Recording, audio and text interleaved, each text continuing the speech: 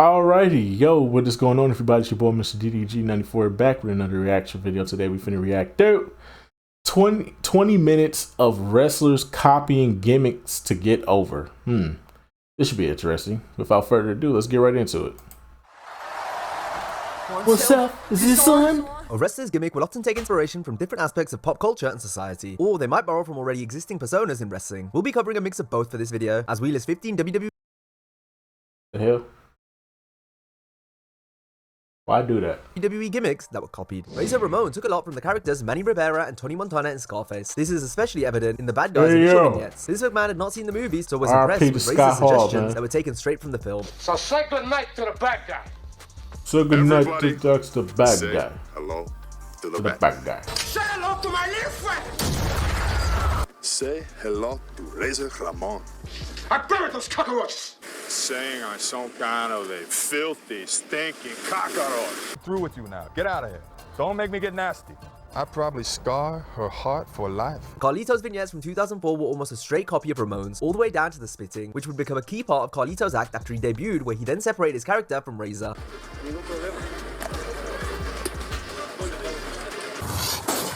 And I spit in the face of people who don't want to be cool. Like this monkey. I make his dream come true, man. Hey! Cool, man. Can't you see Carlitos on the phone? Whenever a tag team was either branded or appeared as the new version of an old team, it basically meant they were going to be awful and destined to fail. Examples include the New Rockers, who replaced Shawn Michaels with Al Snow, and were predominantly used as enhancement talents. Shawn Michaels and Marty Jannetty. This is the kind of wrestling the fans today love. Shawn Michaels is on his way back to the locker room. The Rockers want to be known as the new and improved Rockers. Of course, Marty Jannetty and Leif Cassidy. Absolutely phenomenal. And here come Marty Jannetty and Leif Cassidy. The new Midnight Express weren't much better, pitting Bob Holly and Bart Gunn together, and with Jim Cornette managing them just like the original team. Bombastic Bob, Bodacious Park, the new Midnight Express. JR, isn't it fun for you to say those words again? Double teamed by the Midnight Express. The new Blackjacks consisted of Bradshaw and Barry Windham, who adopted the same gimmick as his father, Blackjack Mulligan, as part of the team. Blackjack Mulligan. Fact is, boys, we're walking out of this match the winners. But when you Canadian idiots get hit with a lariat, you ain't walking out at all. Come get yourself, because the Blackjacks, right again. You also had the New Brood, where Gangrel traded Edge and Christian for the Hardy Boys. This pairing wasn't too bad, but obviously didn't compare to the original Brood. Gangrel, Edge, and Christian, the mysterious Brood, the new Brood. And after being managed and led to the tag titles by Michael Hayes, they're a tremendous trio. Gangrel in the middle, Edge on his right, Christian on his left. The new Brood. You know, that's got to be one of the coolest entrances in the entire WWF. What a reaction for the trio known as the Brood. One of the most exciting trios in the World Wrestling Federation today. Huge underdogs right now. These guys are down 2-0. Our next examples were also taken from a film and helped influence two separate characters. We're talking about Robert De Niro's role from Cape Fear, where he played the villain Max Cady. The WWF's Waylon Mercy shared a similar appearance and leaned on the calm southern gentleman exterior. The inner violent psychopathic side of the character was never really fleshed out though, as Mercy's run was quite short. But you know something, I enjoy worms, but I don't enjoy worms crawling on me. What we need to do is follow the rules.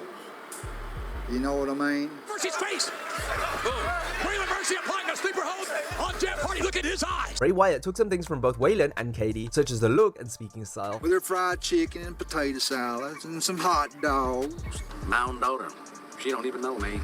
After I went inside, her mama told her I was dead. And God like me, you know, I'm as large as him, he's as small as I. Behold, the new face of fear.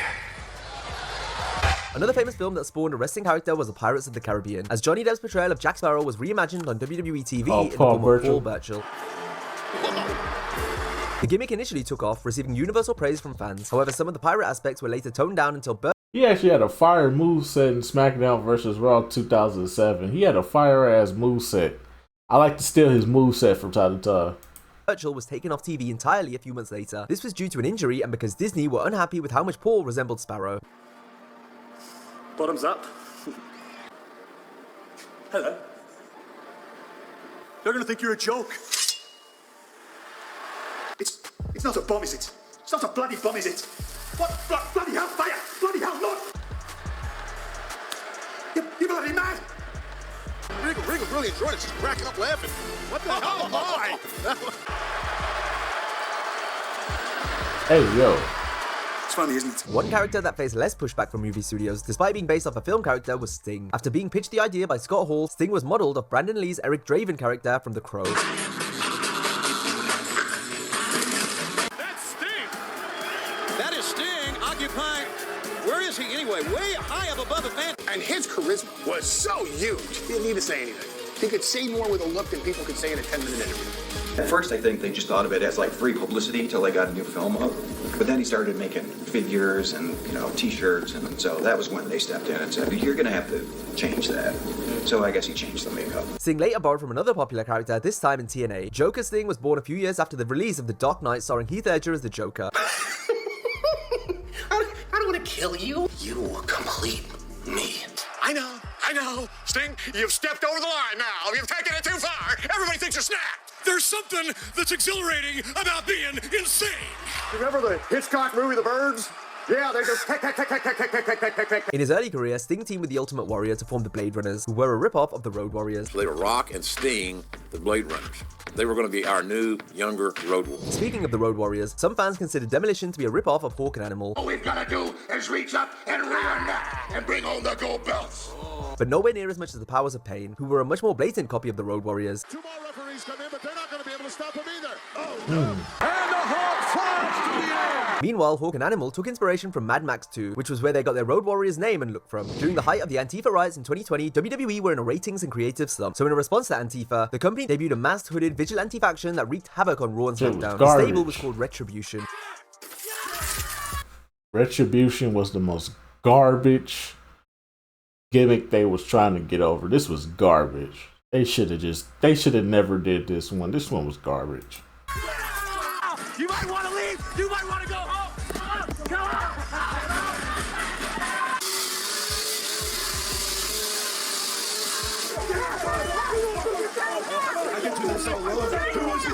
The Saurian group were met with much negative criticism. This led to them being made exclusive to Raw after backlash from Fox, who aired SmackDown, as revealed by one of Retribution's members, Mace, in interviews with Denise Salcedo and Wrestling News Co. I think they were trying to do an Antifa thing. I think that was the idea. But at the same time, this is it's a very big company. There's not really much room for controversy anymore. So at some point they were like, yeah, maybe we shouldn't, but we already did this big angle and we need to kind of finish it in some capacity. When Fox, because it was on SmackDown, found out that there was an Antifa angle, they said, hey, stop. Retribution became more and more stripped back to the point of finally being taken off television in 2021 after months of doing next to nothing. Let's take a break from the list now to highlight some lighthearted parody gimmicks, such as Gilbert. Gilbert is goated. Fuck Goldberg.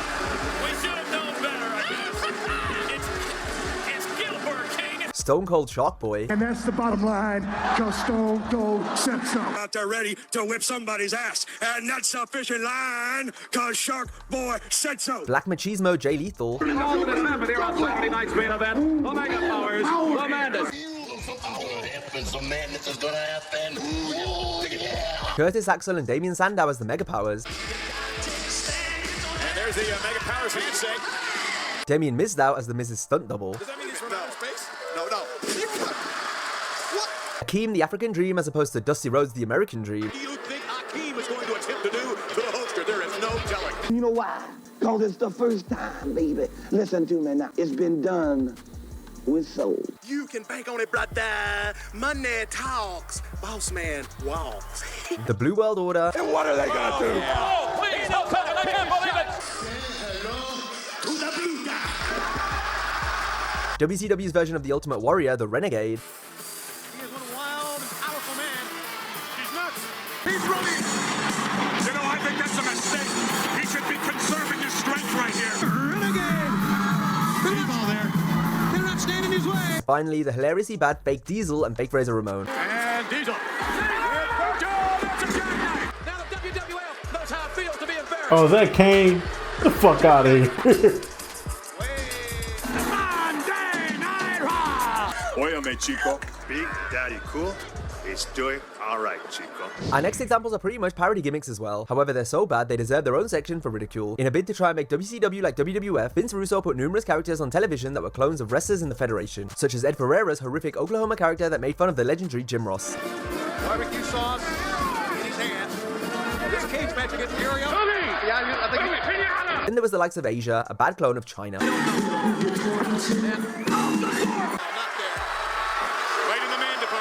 Or Buzzkill, aka Brad Armstrong, the real-life brother of the person he was ripping off, the Road Dogg. Guys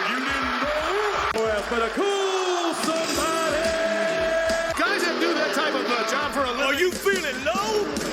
Aren't exactly brain surgeons. Buzzkill get you high. Also, the tag team Chronic seemed like a weed version of the APA. Write your check. A check? Okay, if that check bounces, so do you. You show up tonight, cash in hand, we'll take care of business. Wow. My baby. The artist, formerly known as Prince Laukia, also appeared on screen during Russo's time in WCW. Laukia already had the Prince moniker. Unfortunately for Laukia, he had nowhere near enough charisma to pull it off. Psychosis meets psycho-sexy. I'm gonna make you my next hit. That's Booker T's wife there. It was his valet, Paisley, better known as Charmel, that stole any scene they were in together. Fans in Sacramento love Paisley, they love Prince. Every time she crawls toward us, Tony. The Velveteen Dream in NXT was also a Prince-inspired persona, but unlike Laukia's shoddy knockoff, the Dream made the character his own by going all in on the gimmick and allowing his personality to shine through. The only experience worth the spotlight here in NXT is the Velveteen Dream. And he had a drugs problem, if I'm not mistaken, right? Adrian Street, adorable Adrian Adonis, Goldust. After months of vignettes where he was hyped up as a monster heel, Brodus Clay returned to WWE in 2012 as a dancing babyface nicknamed the Funkasaurus and flanked by the Funkadactyls. Comparisons were drawn to Flash Funk and his Funkettes, although Brodus had far less skills as a dancer. Yes, indeed. Flash Funk in the pocket. My bad. What is he doing? My bad. Meanwhile, Clay's theme music was ripped off from Ernest the Cat Miller, a fellow dancing wrestler who used the same song during his run with WWE a decade prior. We gonna call our mamas.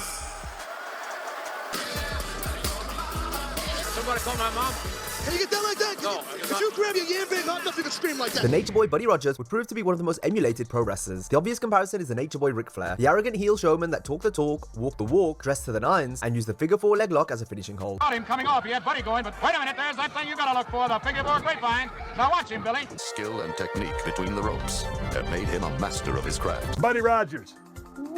A bleach blonde guy with a fancy jacket strutting around and telling people he's the greatest. Vincent Kennedy McMahon was said to be influenced by Buddy too. McMahon's famous billionaire power walk was also inspired by Rogers' strut. His walk that only he can walk.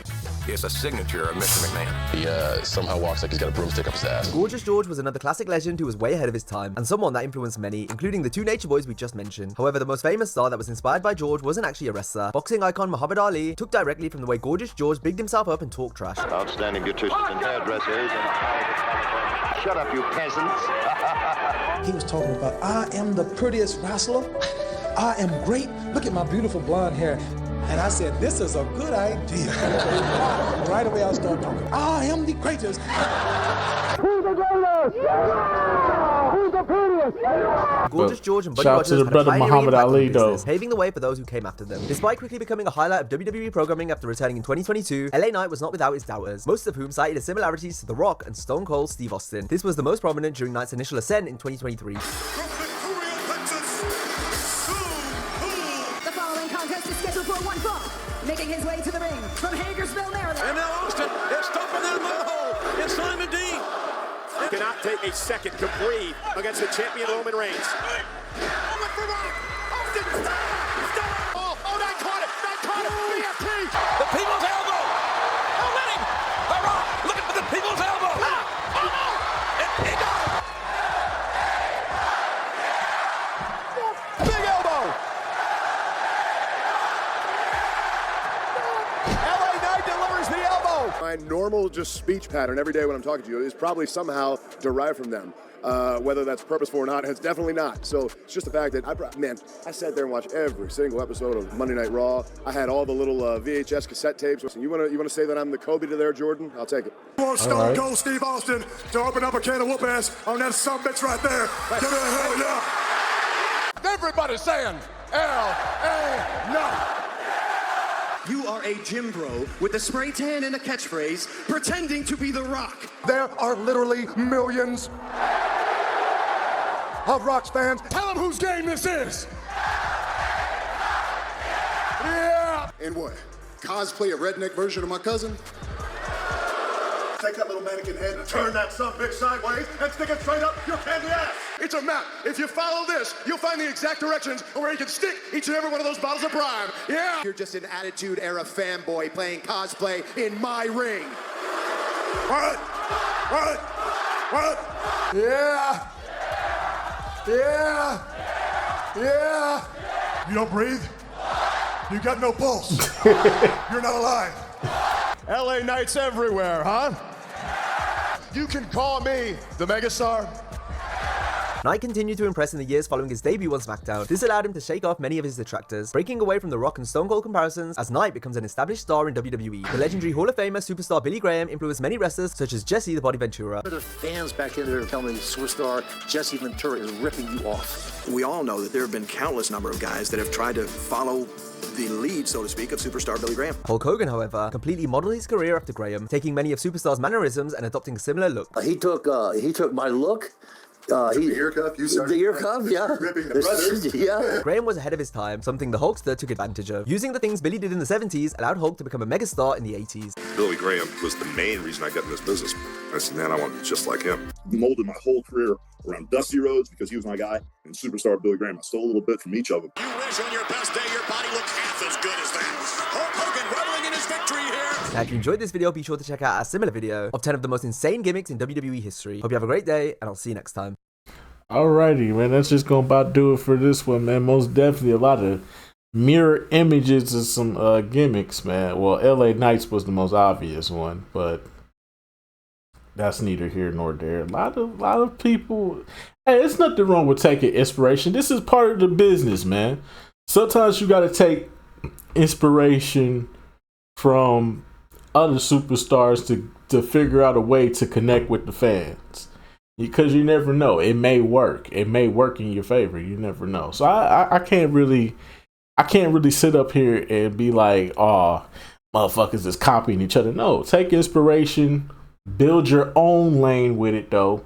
Build your own lane with it. Don't take a motherfucker whole thing. Like, don't just take a motherfucker whole thing. Just be like, what?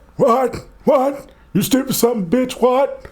Or if you smell, nah, you can't do that. Can't do that. Can't do the you can't see me. Can't do the yes chant. You can't do the no. You have to put your own spin on it and make it your own. You can take little elements here and there, but just don't copy somebody's gimmick fully though. But yeah, man, that's just gonna about do it for this one. I will see you all in the next video. Till then, peace out.